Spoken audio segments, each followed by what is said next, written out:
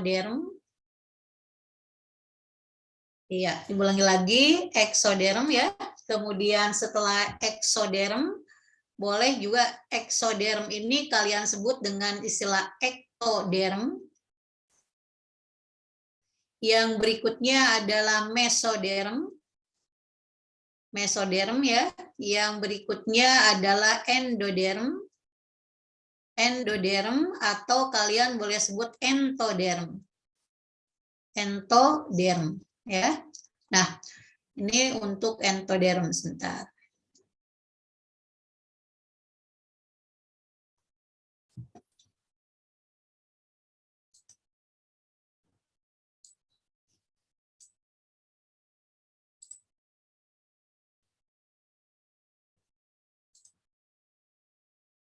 Nah, yang namanya lapisan eksoderm nantinya akan berdiferensiasi membentuk beberapa bagian ya. Masih ingat kalian istilah KIS ya? Jadi untuk eksoderm, Ibu ulangi lagi, nanti dia akan membentuk, tadi Ibu katakan KIS ya. Iya, KIS tidak lain dari kulit indera saraf ya.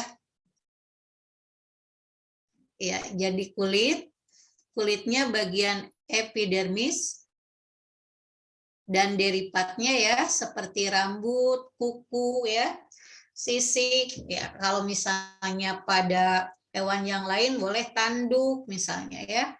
Bulu pada burung, I-nya tidak lain dari indera, S-nya tidak lain dari saraf ya. Kalau untuk endodermis dia akan membentuk sistem pencernaan sama yang berikutnya adalah sistem pernapasan. Nah, selain itu dibentuk nanti oleh mesoderm, ya, itu untuk jaringan embrional. Jadi selain ini seperti rangka, ekskresi, reproduksi, misalnya ya, transportasi itu dibentuk oleh lapisan mesoderm. Jadi kalian cukup mengingat lapisan eksoderm sama endoderm. Nah, yang berikutnya adalah jaringan permanen ya. Jadi ulangi lagi, berikutnya adalah jaringan permanen.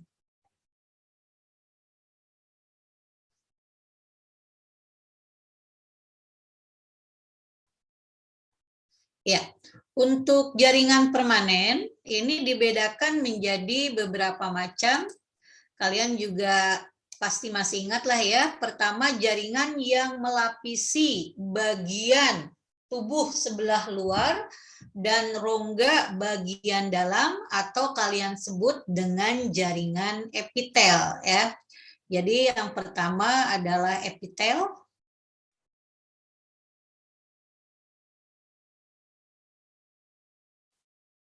Iya, epitel. Jadi fungsinya tadi Ibu katakan melapisi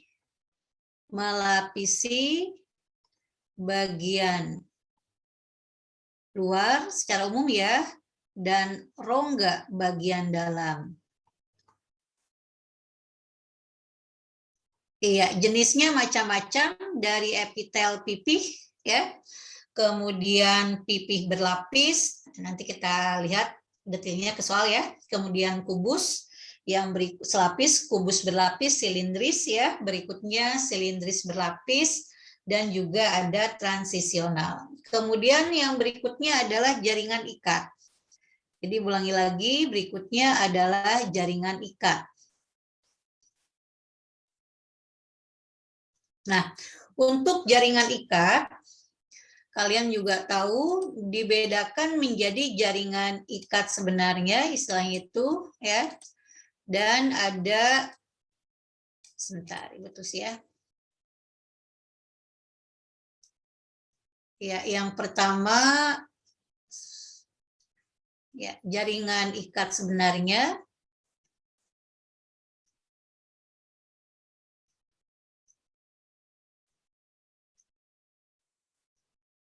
Jadi jaringan ini menghubungkan satu jaringan dengan jaringan yang lain ya.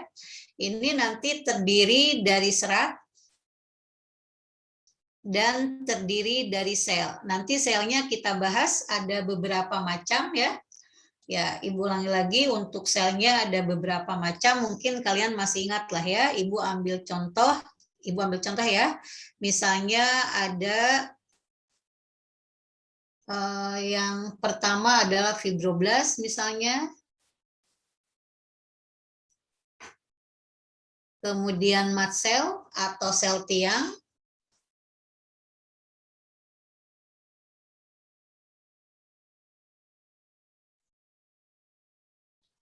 Kemudian melanosit ya. Kemudian plasma, sel plasma. Iya, jadi kalian juga kenal nantinya yang berfungsi menyimpan cadangan makanan adalah adiposa. Ya. Kemudian setelah jaringan ikat sebenarnya, kalian kenal nanti yang berikutnya adalah jaringan ikat cair ya atau darah.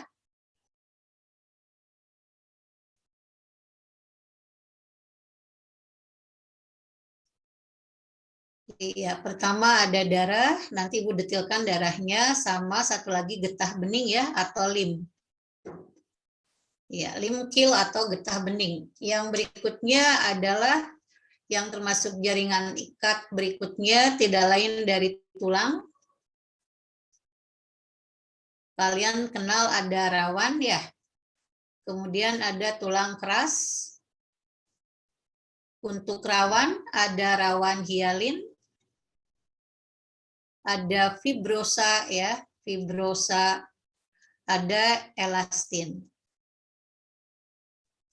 Nah, jadi kemarin tuh yang dimunculkan untuk jaringan hewan, salah satunya adalah tulang keras. Nanti Ibu gambarkan ya, ini hanya untuk peta konsep pendahuluannya dulu. Setelah itu tentu kalian juga tahu jaringan ikat sebenarnya ya. Jadi jaringan ikat sebenarnya, jaringan ikat padat maksudnya, sebenarnya kan udah ikat padat. Nah, ikat padat kalian kenal nanti ada ligamen, ya, terus ada tendon, terus ada fascia ya, ada fascia. Nah, itu untuk beberapa macam jaringan ikat. Sebentar, kita buat dulu ya.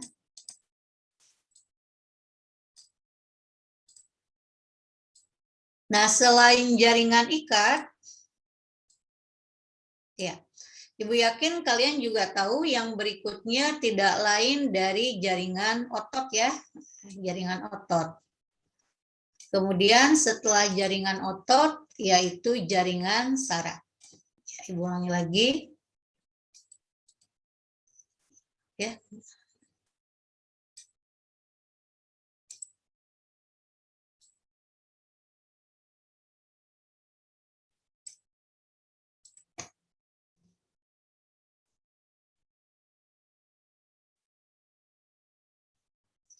Ya, jaringan otot, ototnya tentu kalian sudah tahu.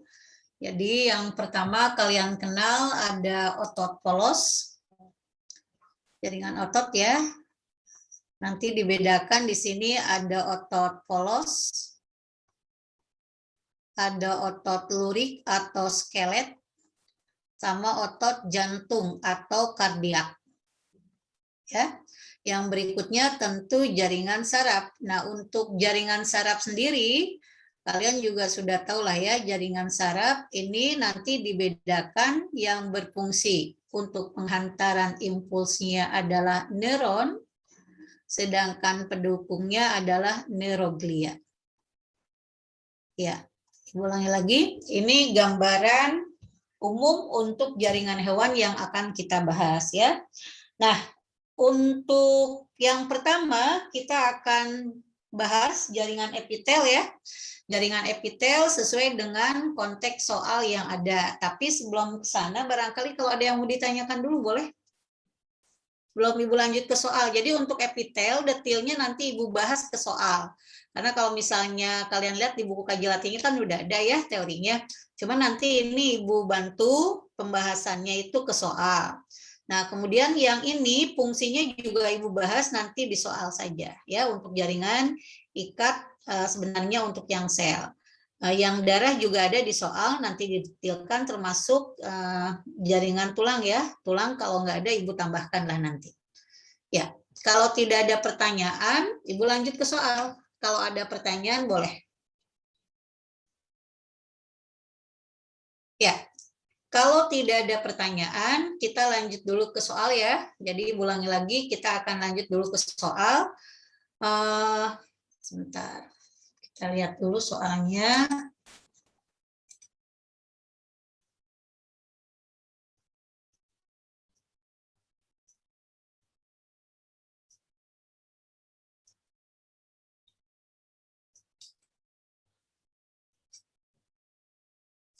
Ya, di buku kaji latih ya, untuk soal jaringan hewan, kebetulan digabungkan dengan jaringan tumbuhan dan tidak terlalu banyak. Oh, kebetulan di sini enggak semuanya. Oh, bentar. Oh ya udah. Jadi nanti untuk jaringan ikatnya Ibu bahas. Kebetulan jaringan sarafnya nggak dimunculkan di soal ya, karena sampel aja ya udah nggak apa-apa, nanti didetilkan aja. Kita masuk ke jaringan epitel saja.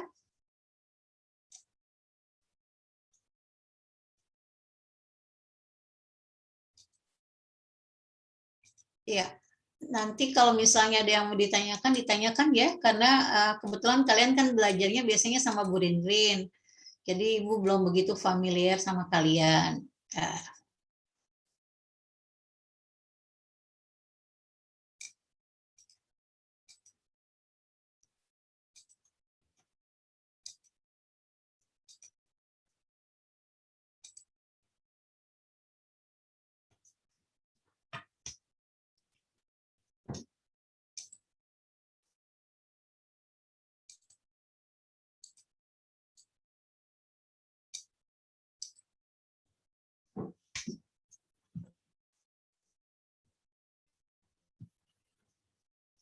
Ya, Ibu ulangi lagi.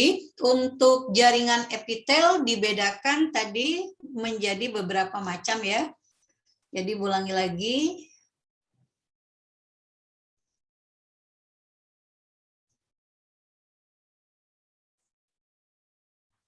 Ya, pertama yang sering dimunculkan ada epitel pipih ya. Jadi epitel pipih.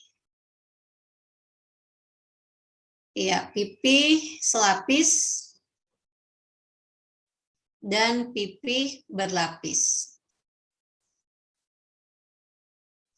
Nah, Ibu ulangi lagi. Untuk epitel pipis lapis, mungkin kalian bisa analisa, ini sering sekali dimunculkan di soal-soal ya.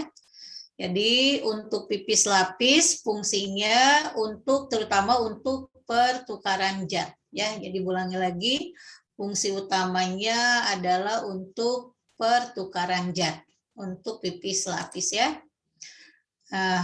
Ini bisa ditemukan pada beberapa bagian tubuh kita yang sering dimunculkan di soal. Yang pertama mungkin kalian juga kenal lah ya. Yang pertama misalnya Ibu ambil contoh tempat pertukaran zat kan tadi Ibu bilang ya. Misalnya proses difusi lah. Ya, proses difusi. Nah, difusi misalnya terjadi pada organ pernapasan kita ya, yang kita kenal tidak lain dari alveolus ya. Jadi ulangi lagi. Nah, jadi yang pertama di alveolus. Berikutnya selain alveolus bisa juga ditemukan pada pembuluh darah ya. Jadi ulangi lagi.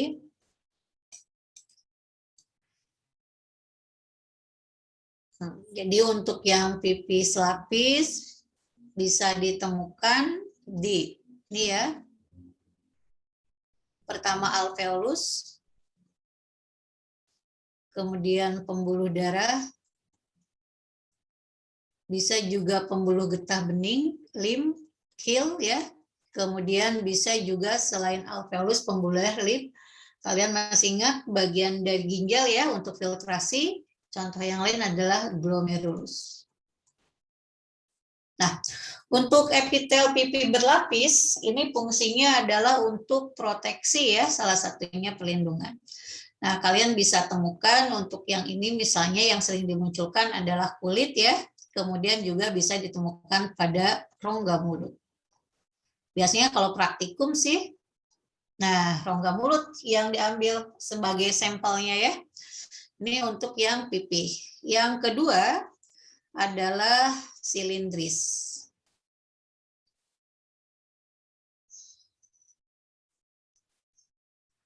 Ya, jadi silindris Ibu ambil contoh, ini ada silindris lapis ya. Kemudian ada juga silindris bersilia. Kemudian juga ada silindris berlapis. Ya, kalau yang selapis soal itu bolak-balik ya. Jadi kalau epitel silindris selapis itu biasanya bolak-balik, soal itu dihubungkan sama saluran atau sistem pencernaan ya. Jadi ulangi lagi, jadi ini bisa ditemukan pada saluran pencernaan. Ya, jadi pada saluran pencernaan. Ya, yang berikutnya silindris bersilia.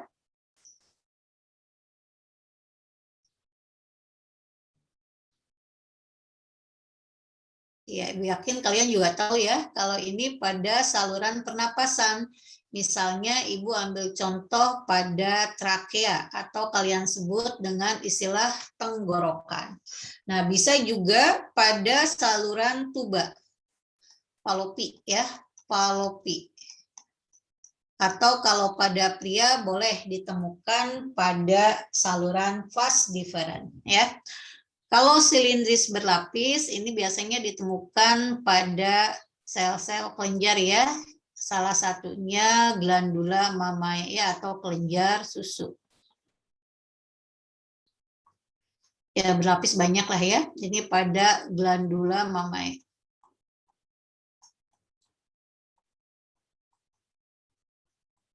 Ya, yang berikutnya adalah kubus. Ini supaya ngurut aja ya. Yang ketiga, kubus. Kubus nanti ada yang selapis, ada yang berlapis ya. Tapi kalau kubus jarang ditanya sih sebetulnya kalau kalian analisa ya. Kalau kalian mengumpulkan soal lah, misalnya udah mempelajari soal-soal UTBK, SBMPTN ya, misalnya yang kubus itu belum pernah dimunculkan. Yang mungkin nggak tahu nih favoritnya itu yang pipi, silindrisnya silindris yang selapis ya. Satu lagi yang favorit dimunculkan itu yang transisional ya, yang transisional. Ya, yang selapis bisa ditemukan pada tiroid misalnya ya, bisa juga ditemukan pada retina, pada vagina juga bisa. Kalau yang berlapis misalnya kelenjar keringat, ya, kemudian juga glandula sudorifera, kelenjar minyak. Iya. Kemudian yang keempat transisional. Nah, kalau transisional itu gambarnya ya gabungan dari hampir semua jenis epitel gitu ya. Hampir semua jenis, jadi gabungannya lah gambarnya itu ya, dari beberapa jenis epitel. Nah, transisional kalian juga udah tahu lah, ini bolak-balik ditemukan misalnya pada kantung kemih ya, atau vesika urinaria. Iya, bisa juga ditemukan misalnya pada uretra ya. Uretra masih ingat ya? Atau juga bisa ditemukan pada ureter. Uretra itu yang menghubungkan kantung kemih ya keluar. Jadi kalau misalnya mau berkemih, mau pipis ya, jadi si urin itu akan disalurkan dari kandung kemih melalui uretra. Ya, kebetulan di sini yang ditanya adalah absorpsi, penyerapan ya. Jadi ulangi lagi. Nah, yang ini adalah penyerapan, absorpsi, penyerapan.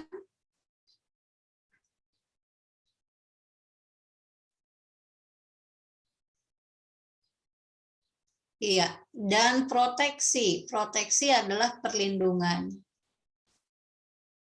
Ya, kalau penyerapan tentu kalian juga tahu ini hubungannya sama saluran pencernaan ya. Jadi ulangi lagi silindris ya, silindrisnya tadi silindris selapis. Ya, kalau proteksi ya cari aja yang silindris selapis dulu. Yang silindris selapis kebetulan cuma satu ya. Iya, selapis ya. Pipi berlapis banyak. Soalnya gini, kalau proteksi itu bisa macam-macam ya. Kubus berlapis bisa proteksi, pipi berlapis bisa proteksi. Nah, tapi di sini yang penyerapan hanya di saluran pencernaan. Jadi kebetulan yang silindris selapisnya cuma satu, yang lainnya enggak ya. Jadi ulangi lagi untuk soal nomor 11 jawabannya adalah C ya. Ini gabungan soal ini di buku kaji latih, Ibu lupa nih kaji latih keberapanya. Cuma bahannya itu bergabung dengan jaringan tumbuhan, ya, bergabung dengan jaringan tumbuhan. Ya, sampai sini ada yang mau ditanyakan dulu? Epitel kayaknya nggak terlalu nggak terlalu sulit, tapi memang hafalan sekali. Nah, setelah epitel, baru nanti kita akan bahas jaringan ikat ya. Nah, kebetulan jaringan ikat yang dimunculkan di sini ada, sebentar, ada dua ya, ada dua, sehingga nanti Ibu akan bahas semuanya, oh enggak, tiga malah. Nah, akan bahas semuanya ya. Jadi untuk jaringan ikat termasuk mast cell ya, atau sel mast. Nah, nanti kita lihat. Ya, kita akan masuk ke soal nomor 12. Tapi sebelumnya Ibu jelaskan dulu untuk jaringan ikat ya, karena ada 3 soal kebetulan, cuma beda-beda aja. Nah, kita akan masuk ke soal nomor 12, tapi sebelumnya kita lihat dulu ya.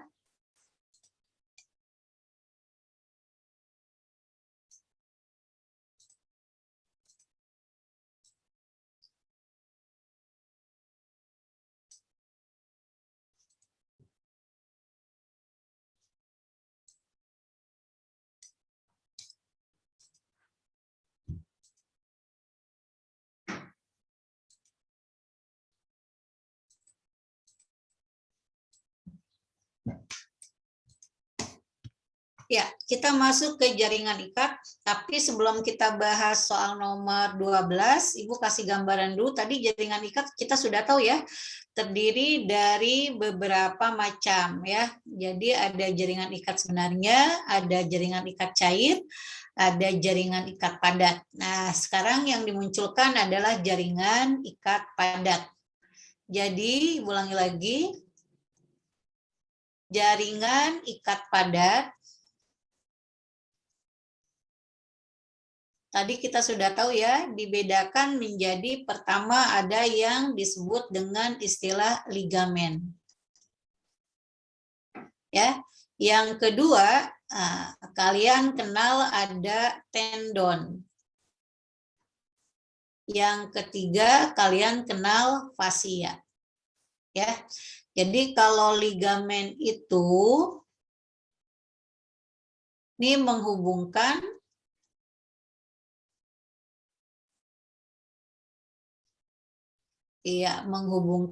tulang dengan tulang. Ya, berikutnya adalah tendon ya. Kalau tendon menghubungkan tulang dengan otot. Sedangkan fascia ini menghubungkan otot dengan otot ya. Nah, jadi karena yang ditanya jaringan ikat padat, berarti jawabannya 1 2 3. Ya, kalau sarkomer itu apa, Bu? Sarkomer itu ya unit terkecil penyusun dari otot ya. Nah, ulang lagi, penyusun dari otot itu dikenal dengan istilah sarkomer. Nah, jadi untuk soal nomor 12 jawabannya sudah jelas ya, 1, 2, 3, 1, 2, 3 berarti A. Ya. Kita masuk ke soal nomor 13.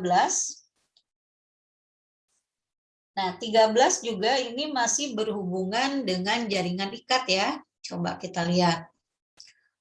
Untuk nomor 13.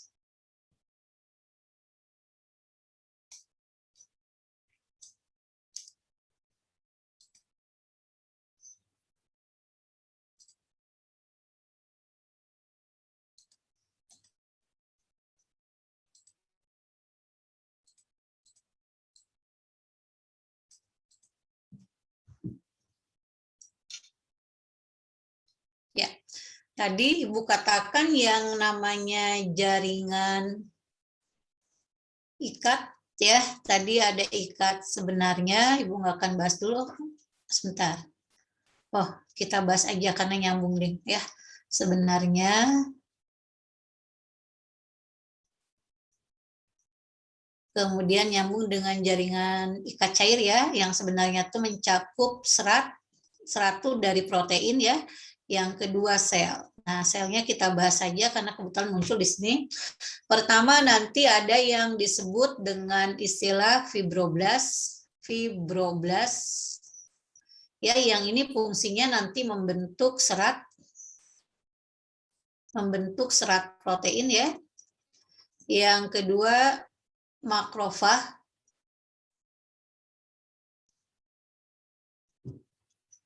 Fungsinya adalah pagosit.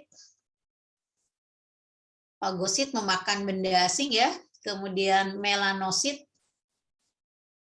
Melanosit itu fungsinya membentuk pigmen. Kalian ingat saja melanin lah ya, pigmen. Jadi membentuk pigmen pada rambut, pada mata ya, bisa juga tentu pada kulit. Kemudian selain melanosit, sel plasma ya. Nah, jadi sel plasma. Nah, ini nantinya fungsinya membentuk antibodi. Iya, kemudian yang berikutnya adalah mast cell, sel tiang ya, atau sel mast.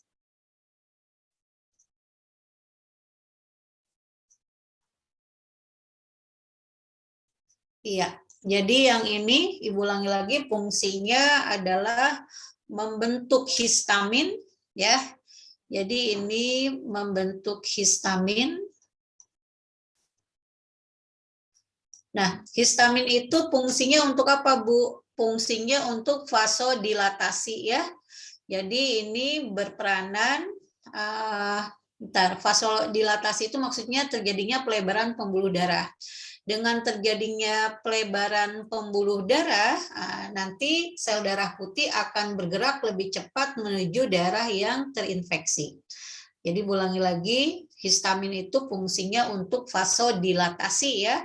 Nah, vasodilatasi itu apa? Tadi pelebaran pembuluh darah. Tujuannya untuk apa? Supaya nanti leukosit sel darah putih itu lebih mudah menuju darah yang terinfeksi. Itu untuk fungsi dari histamin. Kemudian selain histamin juga berfungsi membentuk heparin ya, heparin. Nah, kalau heparin fungsinya anti koagulasi, anti pembekuan darah. Jadi ulangi lagi, yang berikutnya selain sel tiang ya atau mast cell atau sel mast, tentu tadi adiposa ya. Adiposa sendiri fungsinya udah tahu, menyimpan cadangan makanan. Ya, cadangan makanan. Cadangan makanan itu bisa disimpan pertama di lapisan bawah kulit, di hipodermis, yang kedua pada sumsum kuning. Ya, sumsum kuning banyak ditemukan pada tulang pipa. Nah, itu untuk yang pertama tadi, ikat padat. Ibu nggak akan bahas lagi. Ikat padat sudah ya. Nah, kita masuk ke ikat cair. Pulang dulu aja ya. atau berikutnya ikat cair dulu ya, ikat cair. Ikat cair itu tadi mencakup lim ya, darah sama getah bening. Nah, untuk darah, ya Ibu yakin kalian juga tahu yang namanya darah itu terdiri dari dua komponen. Yang pertama adalah plasma darah, bagian darah yang cair ya. Yang berikutnya adalah sel darah ya, atau bagian darah yang padat. Nah, untuk bagian darah yang cair atau plasma darah, fungsinya kalian sudah kenal. Yang pertama tentu untuk mengangkut sari makanan ya, yang berikutnya bisa juga mengangkut sisa metabolisme. Kemudian untuk sel darahnya, kita lihat.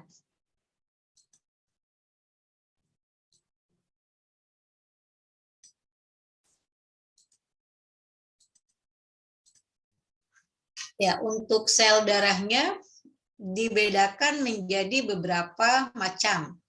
Jadi ulangi lagi, dibedakan menjadi beberapa macam ya. Tadi yang pertama, nah sebentar. Cair tadi darah ya. Ada plasma. Ada sel darah. Nah, untuk yang sel darah, plasma tadi Ibu katakan mengangkut sari makanan, mengangkut sisa metabolisme ya. Untuk sel darah, yang pertama ada sel darah merah, eritrosit. Kemudian sel darah putih, leukosit. Ya, yang terdiri dari beberapa macam. Ibu yakin kalian juga tahu, mulai dari basofil, kemudian eosinofil, neutropil, monosit ya. Satu lagi apa? Limfosit. Nah, satu lagi tentu apa? Keping darah ya. Sebentar.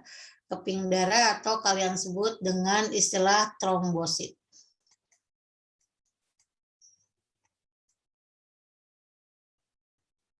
Iya. Jadi plasma, sebentar ini salah.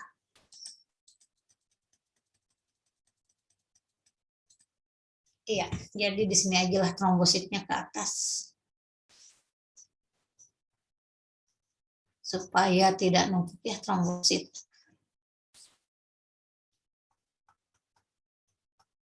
Iya, jadi ulangi lagi. Untuk trombosit, fungsinya kalian juga sudah tahu, berperanan untuk pembekuan darah. Ya, ini tidak berinti, sama halnya dengan sel darah merah tidak berinti, sehingga di soal UTBK juga muncul pada sel tersebut tidak ditemukan DNA ya, di trombosit sama eritrosit itu nggak ditemukan DNA. Jadi kalau trombosit hubungannya dengan pembekuan darah, kalau eritrosit nanti hubungannya terutama ya, fungsi utamanya adalah pengangkutan O2 ya. Pengangkutan O2 walaupun sebetulnya dia bisa mengangkut CO2, tapi peranan utamanya adalah mengangkut oksigen karena CO2 nanti lebih banyak diangkut oleh plasma darah. Nah, untuk leukosit ini punya inti. Jadi untuk basofil ini juga menghasilkan histamin, tapi bedanya apa Bu dengan mast cell? Jadi kalau basofil, ini basofil ya menghasilkan histamin. Jadi histamin yang diproduksi ini untuk radang yang terjadi di beberapa tempat. Jadi enggak di satu lokasi ya, tapi radangnya cakupannya lebih luas. Misalnya ya, inflamasinya lebih luas. Beda dengan mast cell, hanya pada wilayah tertentu atau lokal. Kemudian juga histamin nanti berperanan juga untuk alergi.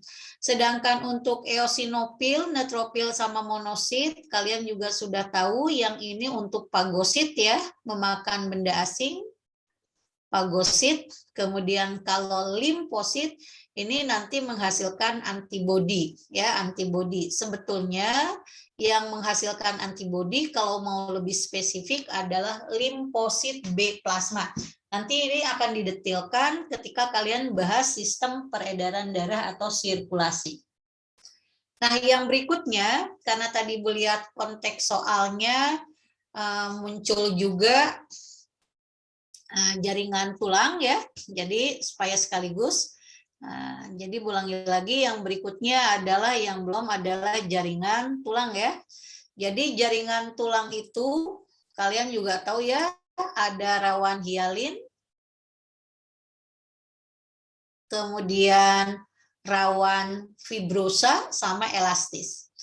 Jadi ulangi lagi, untuk rawan hialin itu dibedakan dari matriksnya. Ya, jadi matriksnya kalau rawan hialin tuh, Ibu ulangi lagi, putih kebiruan. Sedangkan kalau, bentar ya, Ibu buat.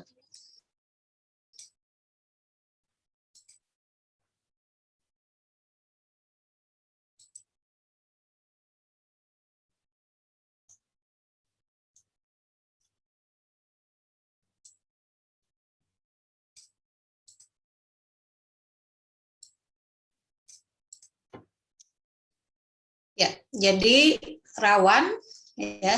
Tadi ulangi lagi, jaringan tulang itu dibedakan menjadi rawan dan tulang keras. Jadi tulang rawan dan tulang keras. Nah, untuk jaringan tulang rawan dibedakan menjadi hialin, fibrosa, sama elastis.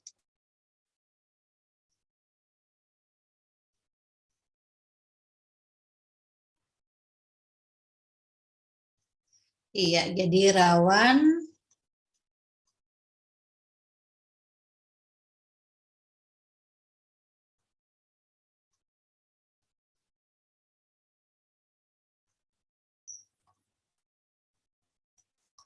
ya, yang membedakan adalah matriksnya ya. Jadi kalau hialin tadi dikatakan matriksnya itu putih kebiruan. Ini putih kebiruan matriksnya.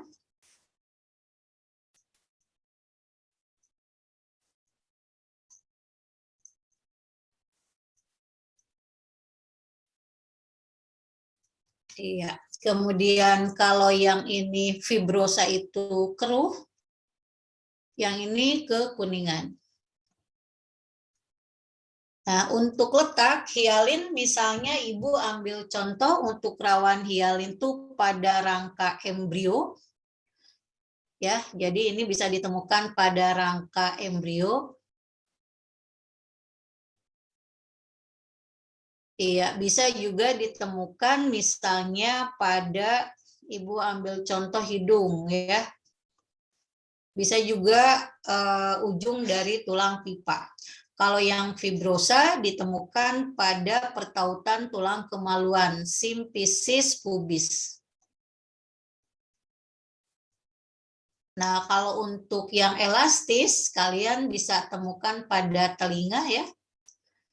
Telinga, bisa juga temukan pada saluran Eustachi.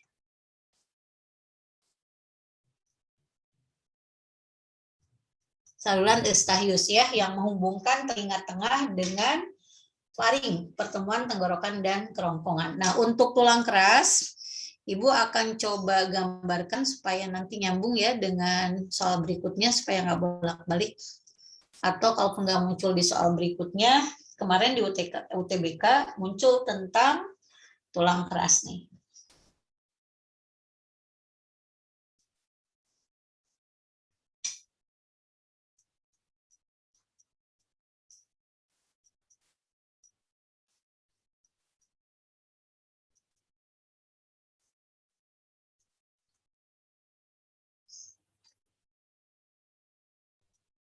Ya, Ibu hanya ambil satu bagian saja ya.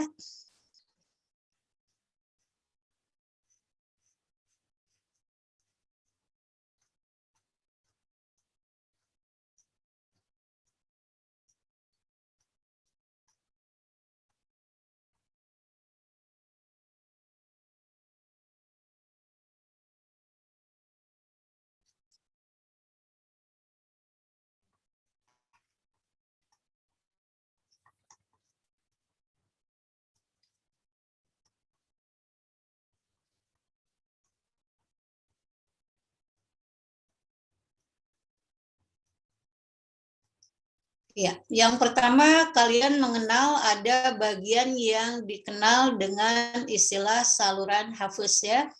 Jadi saluran hafus ini nantinya atau pada bagian tersebut akan ditemukan pembuluh darah sama saraf. Jadi yang ini saluran hafus, yang ini kanalikuli,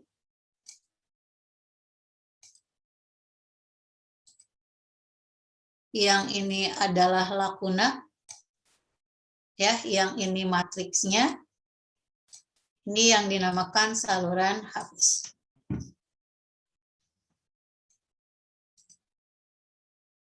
Ya, ulangi lagi ya.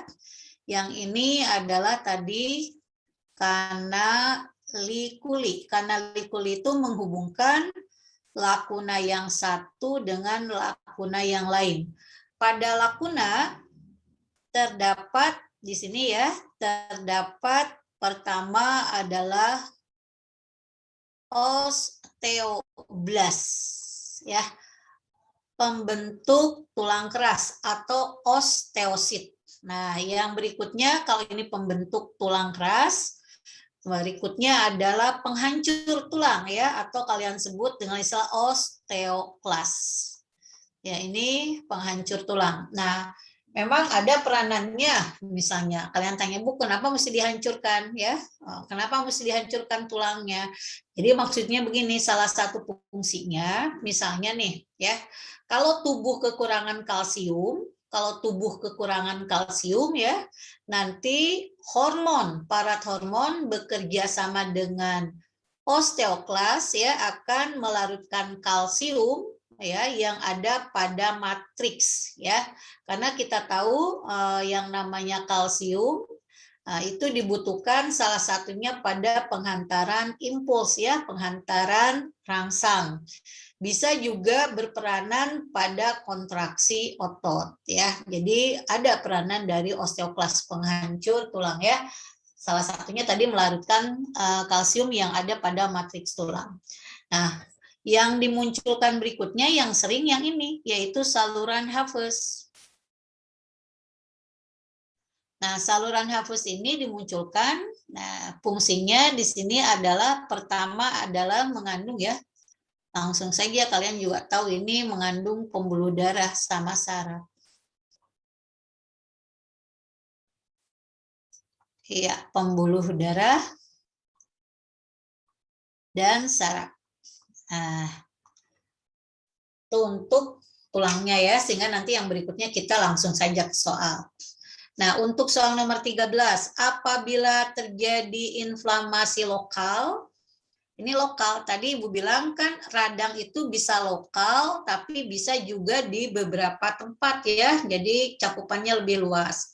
Kalau lokal, si histamin ini yang fungsinya tadi vasodilatasi ya, pelebaran pembuluh darah, ini diproduksinya oleh mast cell. Tapi kalau misalnya inflamasinya enggak lokal ya, tapi inflamasinya itu meluas di beberapa tempat, nah produksi histamin itu akan diproduksi banyak oleh apa?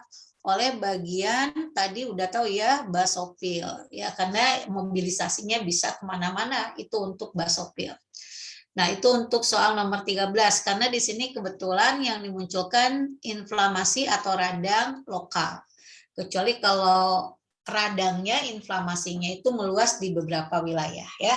Itu untuk soal nomor 13. Ya, Ibu tunggu sebentar, setelah ini kita masuk ke soal nomor 14.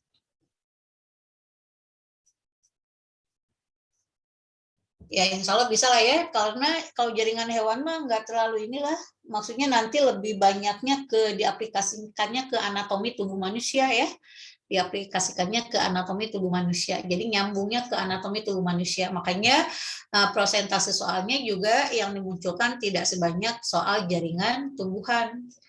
Nah, kita lanjut ya, kayaknya nggak ada masalah, kalau ada pertanyaan boleh, kalau tidak kita lanjut ke soal berikutnya. Kalau 5 udah tahu kan kalian juga ya, fungsinya lim itu untuk pertahanan tubuh karena nanti berhubungan dengan pembentukan limfosit, monosit, jadi membentuk sel darah putih ya.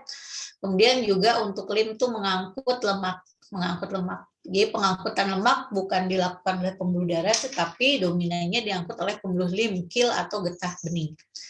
Ya, untuk soal berikutnya, coba kita lihat.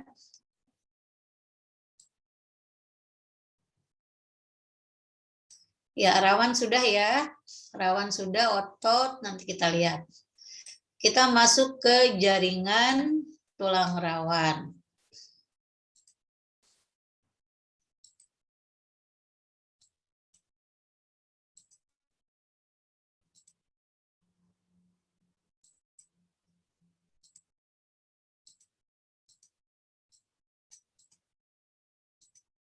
Ya, kita tahu kalau yang namanya jaringan tulang rawan itu tadi ada 3 macam ya. Nah, yang pertama jaringan tulang rawan ini kebetulan soalnya mudah, jadi umum aja. Jaringan, tapi ini soal UTBK juga ya. Nah, jaringan tulang rawan terdapat pada hidung ya. Tadi rawannya rawan hialin ya. Rawan hialin. Persendian juga masuknya rawan hialin. Kalau telinga tadi rawan elastis ya. Atau elastin. Saluran pernapasan maksudnya trakea, ini maksudnya rawan hialin. Nih, kebetulan yang ditanya cuma rawan saja, berarti jawabannya betul semua ya. Jawaban betul semua berarti E. Ya. Kita lanjut ke soal nomor berikutnya. Nanti yang sarafnya Ibu bahas juga ya, walaupun diulangi lagi di soalnya nggak muncul karena kemarin yang dimunculkan itu beberapa jenis dari neuron ya, jadi mau nggak mau kalian harus ingat kembali ya, dan yang dimunculkan gambarnya. Kita masuk ke jaringan otot ya, jaringan otot ya, sebentar.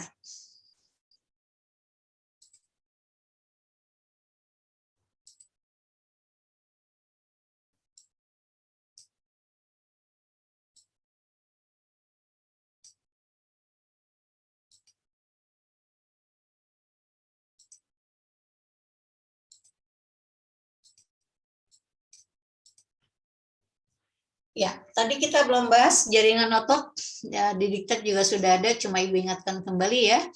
Jadi Ibu ingatkan lagi perbedaan antara otot polos ya, kemudian lurik atau dinamakan otot rangka, atau ada yang menyebut skelet. Dan otot jantung ya, otot jantung di soal kadang disebut dengan istilah kardiak. Ya, kalian bisa bedakan dari beberapa hal. Pertama bisa dibedakan dari bentuknya, ya. Kemudian dari intinya, kemudian dari cara kerjanya. Kemudian bisa dibedakan dari letaknya. Yang berikutnya tentu respon terhadap rangsang ya. Jadi kalau misalnya Ibu umpamakan begini.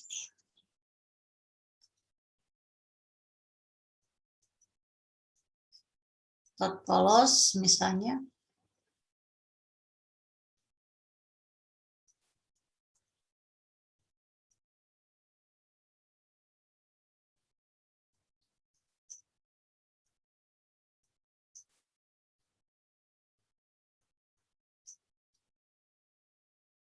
Ya, kita bedakan dari beberapa hal. Pertama dari bentuk ya, dari bentuk. Gue yakin kalian juga tahu yang ini dinamakannya gelendong atau kumparan. Ya, jadi bentuknya gelendong atau kumparan.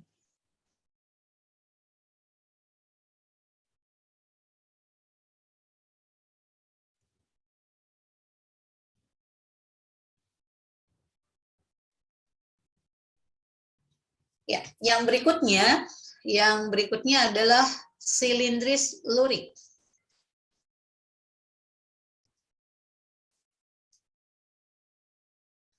Jadi nanti ada bagian yang gelap, ada bagian yang terang ya. Jadi kalau Ibu umpamakan ada yang gelap, ada yang terang, kemudian gelap.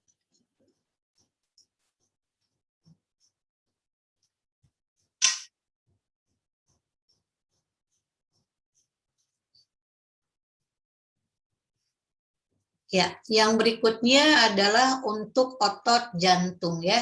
Nah, otot jantung kalian juga tahu kalau otot jantung itu silindris, lurik, bercabang atau memiliki sinsitium ya. Jadi silindris, lurik, bercabang atau dikatakan memiliki sinsitium.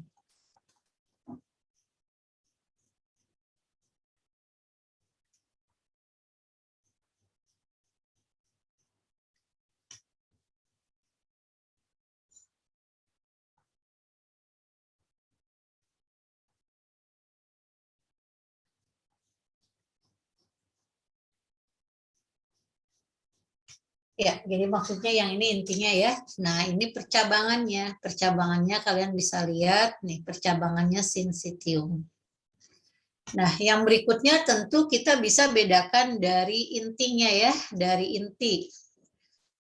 Intinya yang ini satu di tengah, ini banyak di pinggir.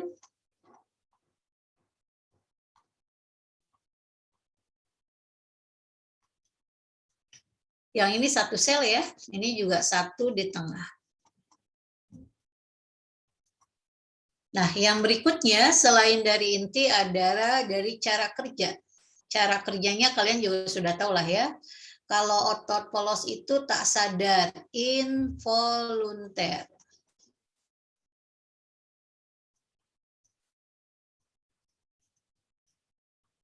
Yang ini sadar, volunteer.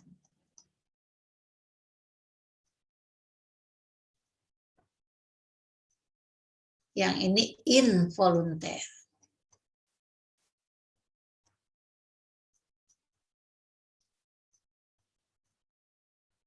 Ya. Berikutnya adalah tanggapan terhadap rangsang ya. Jadi ulangi lagi, untuk tanggapan terhadap rangsang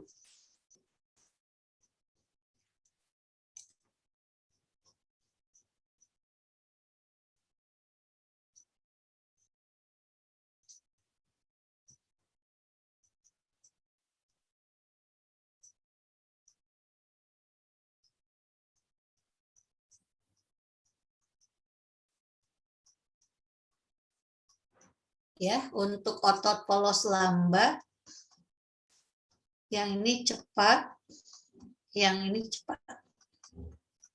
Ya, kita lihat soalnya ya. Otot polos dapat ditemukan pada organ berikut kecuali otot polos berarti letaknya ya, yang belum Ibu tulis letak, tapi tahulah letaknya ya. Kalau ini di bagian visceral dalam ya, kalau otot lurik di rangka, kalau otot jantung ya di jantung.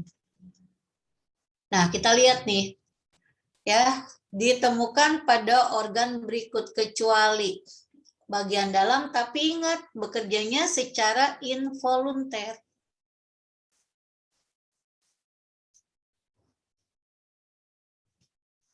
Atau tak sadar ya. Di lambung iya.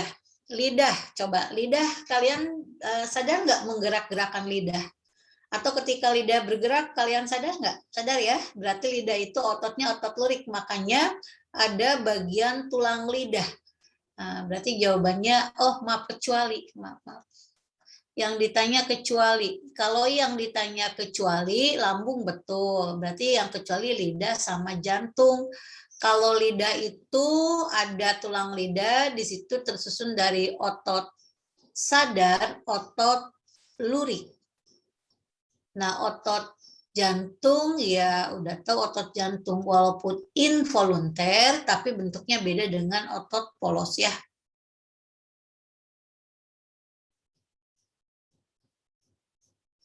Ya, yang ditanya kecuali berarti kecualinya adalah lidah sama jantung. Berarti 2 dan 4, 2 dan 4 berarti C. Ya, ada satu lagi neuron, walaupun soalnya di sini nggak muncul, Ibu ambil contoh lah ya, nanti soalnya neuron ini yang suka dimunculkan adalah satu di soal UTBK itu adalah berdasarkan penghantaran impuls, yang kedua berdasarkan nanti ya pendukung. Jadi yang pendukung itu kan ada neuroglia, dibedakan menjadi beberapa macam. Coba kita lihat dulu ya. Sebelum kita bahas, kalau otot mah udah familiar lah Ibu yakin ya. Kita lihat yang jaringan sarafnya dulu ya, yang dimunculkan di soal kalian kebetulan nggak dimunculkan karena dibatasi ya, tapi nanti Ibu ambil sampel lah contoh untuk jaringan neuron ya. Sebentar, kita lihat dulu.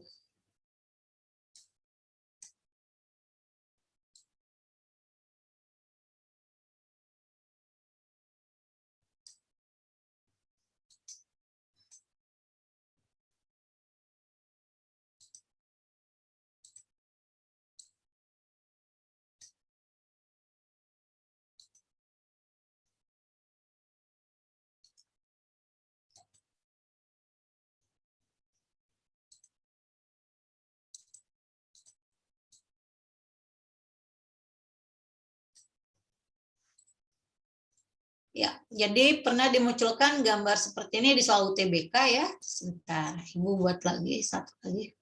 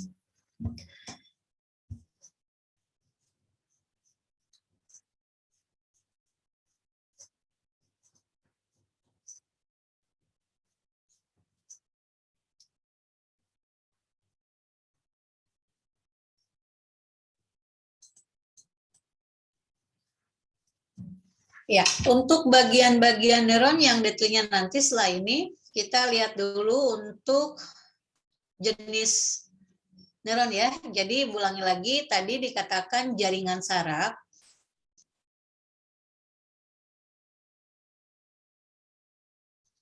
Itu dibedakan menjadi neuron ya. Kemudian sama neuroglia. Nah, neuroglianya ini gambarnya sudah Ibu perlihatkan. Untuk neuron, kalian bisa lihat ya, jadi pada soal UTBK tahun berapa ya? Bukan UTBK, waktu bukan pakai istilah SBMPTN lah. Jadi sekitar 4 tahun yang lalu itu muncul gambar seperti ini ya. Jadi ini nggak ada keterangannya, nggak ada keterangannya. Jadi yang namanya neuron tuh, Ibu ulangi lagi, ini terdiri dari beberapa macam kan ya. Jadi terdiri dari beberapa macam berdasarkan fungsi ini penyusunnya neuron ya, sama satu lagi tadi neuroglia. Nah, untuk neuron sendiri, nah kalian bisa lihat dibedakan menjadi pertama adalah sensorik ya. Gambarnya sudah kalian bisa lihat. Kemudian berikutnya adalah motorik.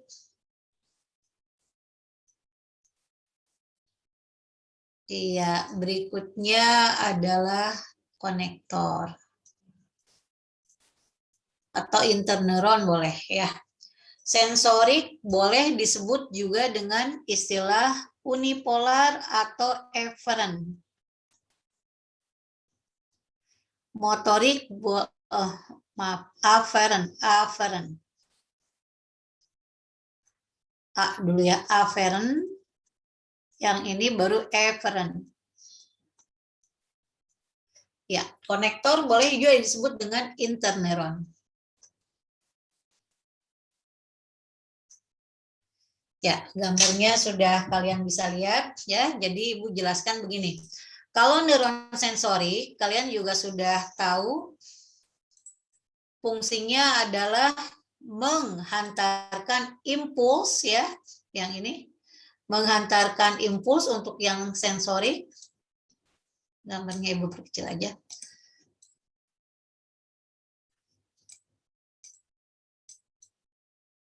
Iya, dari reseptor ke pusat saraf. Jadi yang ini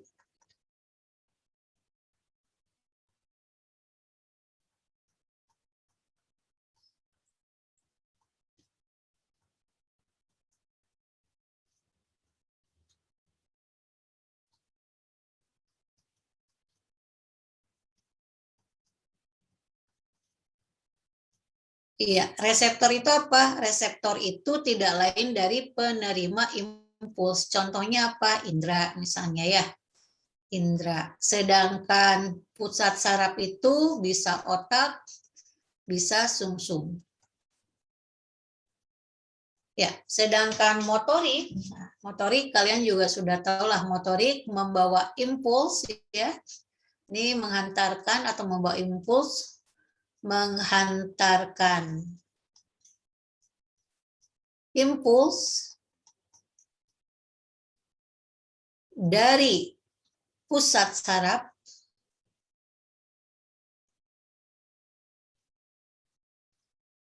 ke efektor. Ya, efektor itu apa? Yang memberi tanggapan terhadap rangsang. Misalnya apa? Ibu ambil contoh, kalian tahu misalnya otot ya. Contoh yang lain adalah kelenjar. Ya, itu untuk neuron efferent.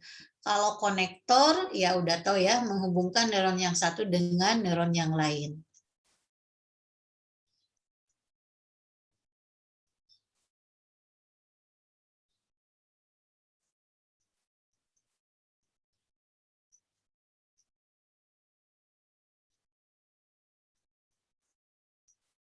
Ya, gambarnya sudah ada. Coba kita lihat sekarang kita masuk ke neuroglia ya. Jadi kalau neuroglia itu, nah ini gambarnya tolong diingat-ingat ya. Nah, kalau neuroglia itu, Ibu ulangi lagi, nggak ada hubungannya sama penghantaran impuls. Nah, jadi nggak ada hubungannya sama penghantaran impuls, tapi dia membantu kerja dari neuron ya, membantu kerja dari neuron. Nah, ini ada beberapa macam neuroglia itu. Ini gambarnya tambahan aja, nggak pernah ditanya sih kalau gambarnya ya, paling fungsinya. Ya. Jadi yang pertama adalah astrosit.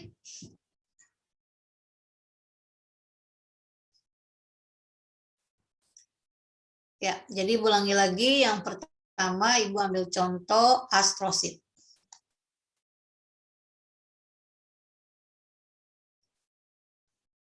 Ya. Kemudian nanti ada yang dinamakan oligodendrosit. Oligodendrosit ya yang ini. Kemudian ada juga selain oligodendrosit cells-1. Iya, jadi cells-1 ini.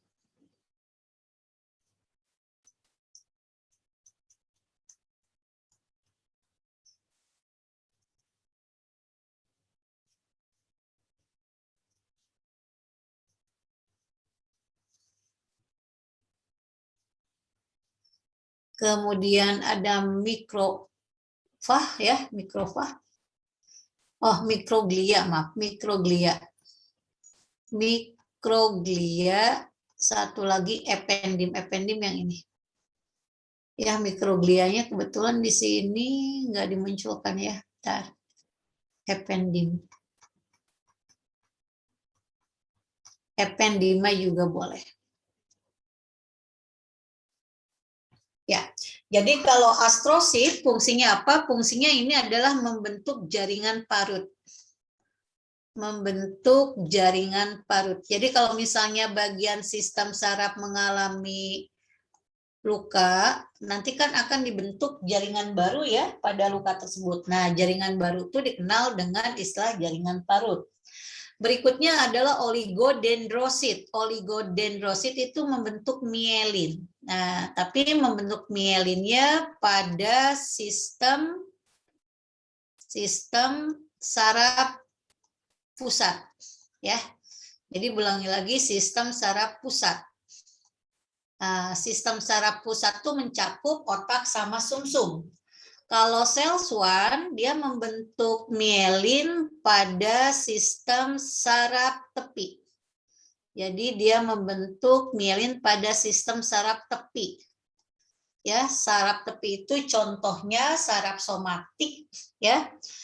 Kemudian saraf otak, kemudian juga simpatis dan parasimpatis.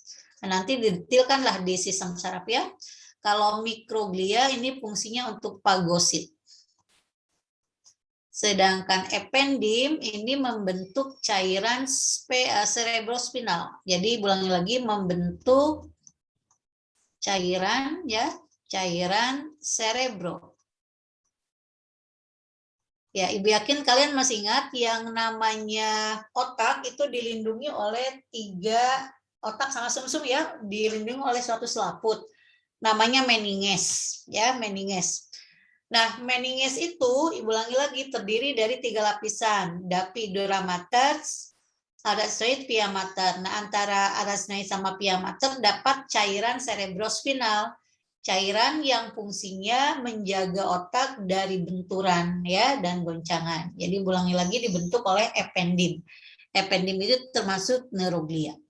Ya, itu untuk jaringan saraf. Nanti kita lihat bagian dari neuronnya. Setelah itu Ibu ambil contoh sampel soalnya ya. Karena kebetulan yang sampel yang sistem sarafnya nggak dimasukkan. Karena apa? Ya, karena tadi Ibu katakan karena dibatasi jumlah soalnya dan halamannya. Tapi karena ini masih ada persediaan waktu, nanti Ibu ambil sampel contoh soal jaringan saraf yang dimunculkan di soal UTBK ya. Nah, untuk bagian neuron yang dimunculkan, Ibu yakin kalian masih ingat lah kalau kayak dendrit ya, kemudian akson. Nanti kalau lupa-lupa ingat, Ibu coba munculkan gambarnya dan soalnya ya. Sampai sini bisa dipahami ya. Jadi satu yang suka dimunculkan di soal itu yang ini ya. Kemarin ini dimunculkan yang ini. Dilihat fungsi tapi nggak pakai keterangan ini. Jadi gambarnya terus fungsinya ya. Yang kedua yang dimunculkan adalah bagian-bagian dari neuron. Setelah ini Ibu ambil contoh soalnya ya. Nah, setelah itu ya neuroglia. Neuroglia mungkin maksudnya begini, kalau neuroglia itu mungkin ada yang sudah familiar, ada juga yang belum ya. Tetapi ingat tren soal melaju juga ke sini ya, ke neuroglia, terutama soal-soal ujian mandiri ya. Seperti Ibu ambil contoh soal SIMAK UI ya. Ini muncul neuroglia. Nah, kalau yang UTBK kemarin yang dimunculkan yang neuronnya. Nah, Ibu ambil contoh soal untuk jenis soal yang berhubungan dengan neuron ya. Coba kita lihat.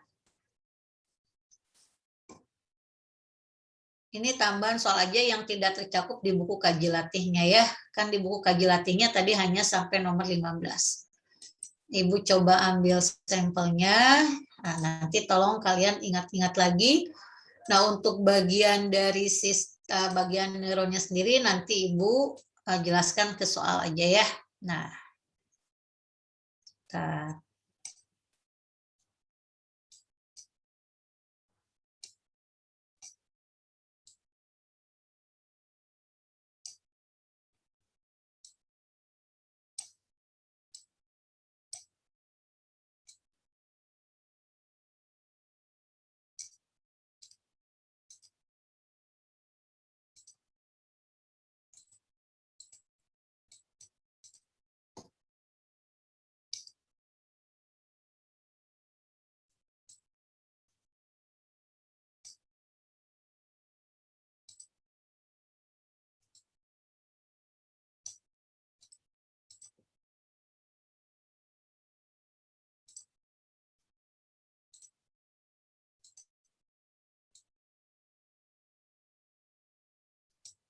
Ya, jadi ini gambar neuron. Kita lihat ya, gambar neuron. Untuk bagian-bagiannya, Ibu ingatkan kembali untuk kalian ya. Yang pertama adalah ini, kita lihat. Ini dendrit. Ini fungsinya sebagai penerima impuls ya, penerima rangsang. Kemudian yang kedua, badan sel saraf.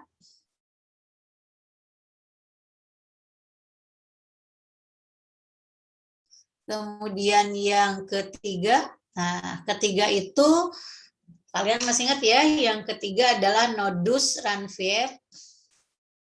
Jadi yang ini nodus Ranvier. Fungsinya tidak lain mempercepat penghantaran impuls.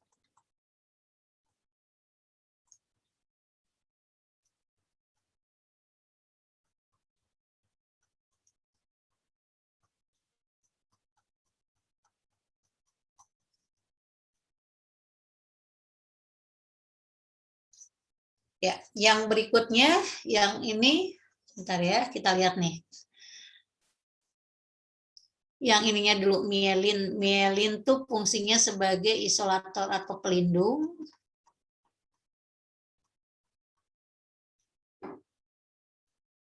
SELS1, tadi kalian sudah tahu ya. Pertama, membentuk mielin pada sistem saraf tepi, yang kedua memberi nutrisi ya. Kemudian yang ketujuh akson, akson atau kalian sebut dengan istilah neurit. Ini penghantar impuls.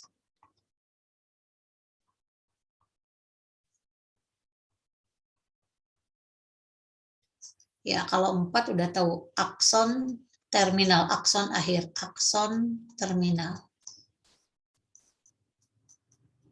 Nah, ini bagian-bagian dari neuron ya. Nah, kita coba lihat. Perhatikan gambar neuron berikut ini ya. Bagian yang berfungsi membawa impuls ke badan sel saraf, ke badan sel. Nah, jadi hati-hati nih membawa impuls ke badan sel.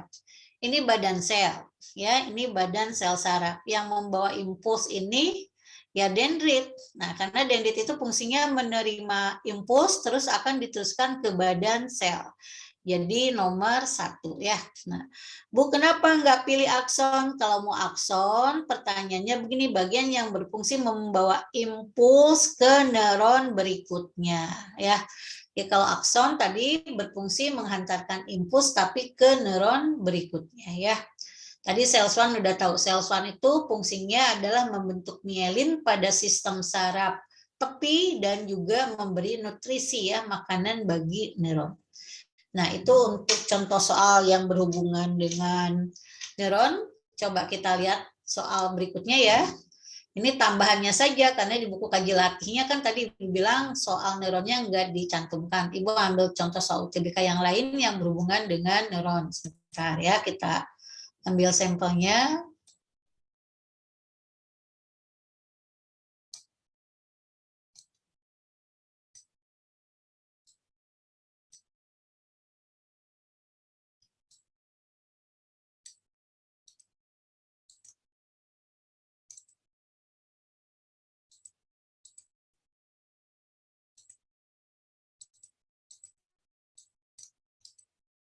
Ya, sel saraf yang berfungsi untuk meneruskan rangsangan dari sistem saraf pusat.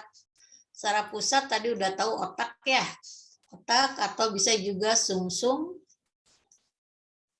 ke efektor. Tadi sudah Ibu katakan pertama adalah reseptor dulu. Reseptor ya. Reseptor itu penerima impuls.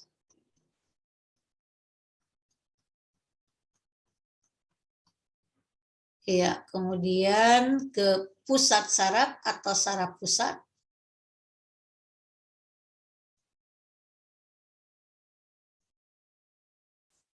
Ya, ini mencakup otak atau juga sumsum. sumsum tulang belakang atau juga sumsum lanjutan. Baru ke efektor.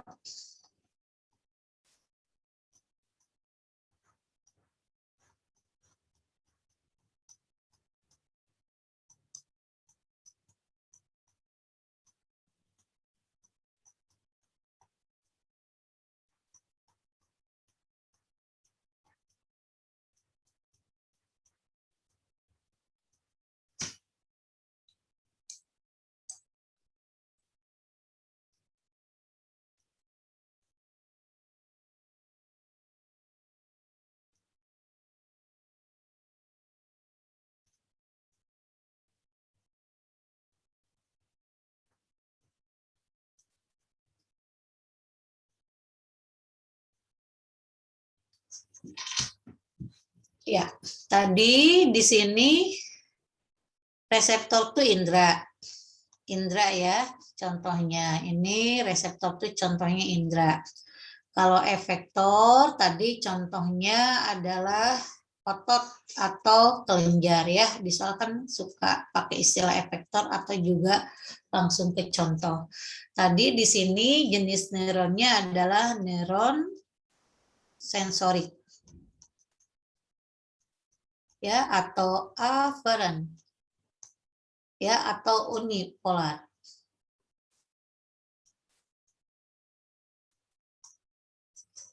Kemudian yang membawa rangsang dari saraf pusat tidak lain dari neuron motorik ya, motorik atau efferent atau multipolar.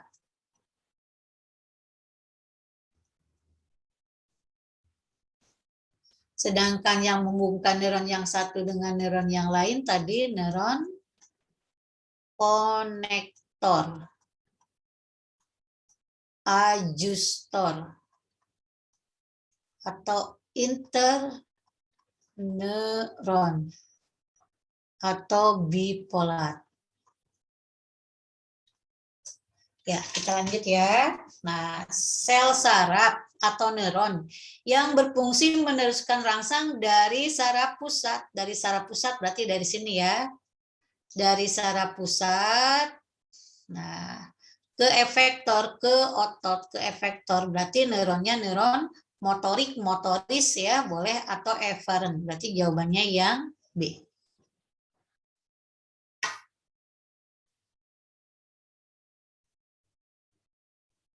Ya, kita lanjut ke soal berikutnya. Sebentar ya, ini supaya bisa mewakili contoh neuronnya ya. Karena tadi di buku kaji latihnya nggak ada sampelnya. Ibu ambil contoh yang lain masih tentang neuron aja.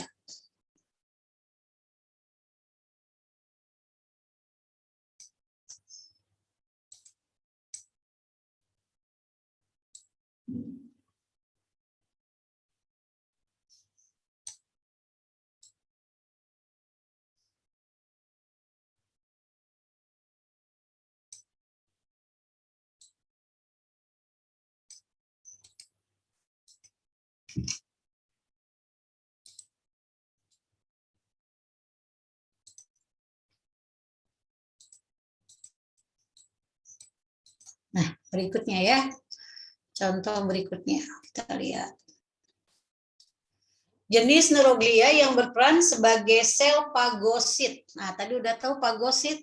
Fagosit pada sistem saraf. Kalau astrosit tadi sudah kalian kenal, membentuk jaringan parut ya. Ini membentuk jaringan parut. Kemudian jaringan parut itu jaringan baru pada bagian luka yang terjadi. Oligodendrosit membentuk mielin pada sistem saraf pusat ya. Saraf pusat tadi Ibu katakan mencakup otak sama sumsum. Mikroglia tadi untuk fagosit berarti jawabannya adalah mikroglia. Ependim membentuk tadi ya, membentuk cairan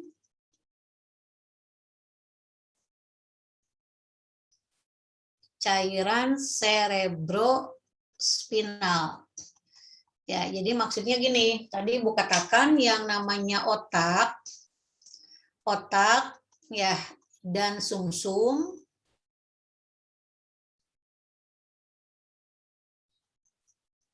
ya dilapisi oleh meninges ya,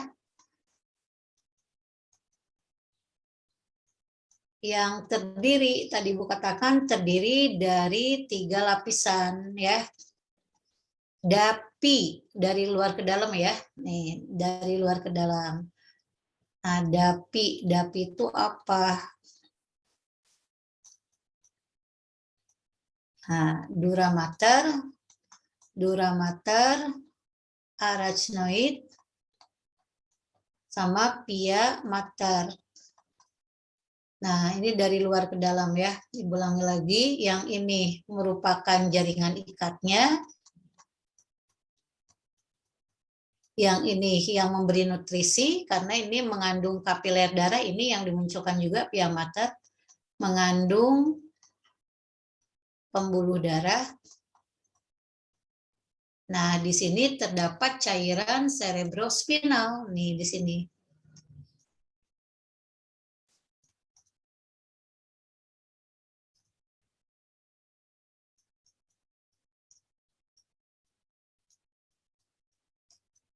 Iya, jadi cairan cerebrospinal itu terdapat antara arachnoid sama pia mater ya. Kalau sel-1 tadi kan kalian sudah tahu kan yang ini ya, membentuk mielin. Iya, mielin pada sistem saraf tepi ya. Iya. Jadi itu untuk jawaban jenis neuroglia yang pernah dimunculkan di soal seleksi ya. Nah, satu lagi mungkin masih ada waktu ya, satu soal lagi aja lah. Yang belum tercakup tadi, yang belum tercakup di buku Kaji Latih kalian. Ibu ambil contoh UTBK yang lain ya. Tadi untuk soal jaringan hewan, karena kebetulan kalau di materi kelas 12 tuh sampel aja, nggak terlalu banyak. Ya, nggak terlalu banyak, karena dibatasi tadi digabung dengan jaringan tumbuhan. Nah, misalnya, sebentar.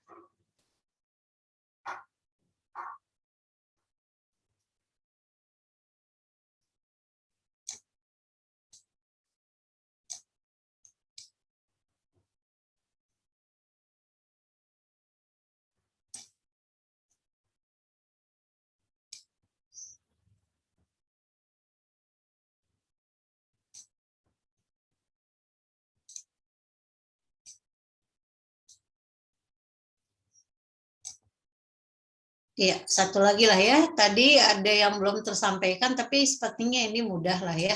Kita bisa lihat. Satu soal lagi tentang sistem saraf.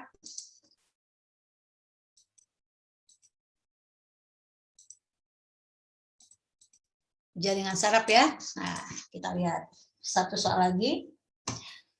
Dalam kerja sistem saraf, salah satu contoh senyawa yang berfungsi sebagai penyampai impuls. Ya, jadi ulangi lagi, tadi ini kelewat. Jadi rangsang dari satu neuron bisa sampai ke neuron berikutnya dengan bantuan suatu senyawa kimia yang dinamakan neurotransmitter ya. Jadi neurotransmitter atau neurohumor ini merupakan suatu senyawa penghantar impuls.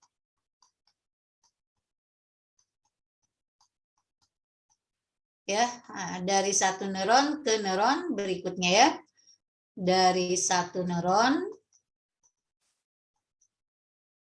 ke neuron berikutnya. Nah, apa itu? Nah, yang ini neurotransmitter itu contohnya adalah ya ini asetilkolin ya, asetilkolin. banyak sih sebetulnya ya, dopamin, epinefrin, noradrenalin ya. Itu beberapa contoh dari senyawa penghantar impuls. Nah, tetapi kalau Ibu analisa di soal-soal itu, ya cuma ini yang dimunculkan. Tapi nanti ini akan didetilkan ketika kita bahas atau kalian bahas sama Bu Rinrin nanti ya, ketika kalian bahas sistem saraf. Ya, itu tambahan soalnya saja untuk sistem saraf karena kebetulan soalnya tidak dimunculkan ya, karena tadi Ibu katakan dibatasi dengan jumlah soal dan halaman. Ya tadinya sih Ibu mau lanjut ke materi berikutnya setelah jaringan hewan, cuma kan nggak enak nanti kalau materinya terputus. Jadi Ibu hanya mengisi Bu Rinrin yang nggak bisa memberikan materi ya. Itu saja barangkali yang bisa Ibu sampaikan. Ibu berharap materi yang Ibu sampaikan ada manfaatnya ya, walaupun nggak banyak, tapi insya Allah ada yang bisa kalian terima ya. Ibu ucapkan selamat siang. Wassalamualaikum warahmatullahi wabarakatuh. Waalaikumsalam warahmatullahi wabarakatuh. Terima kasih, Bu. Sama-sama.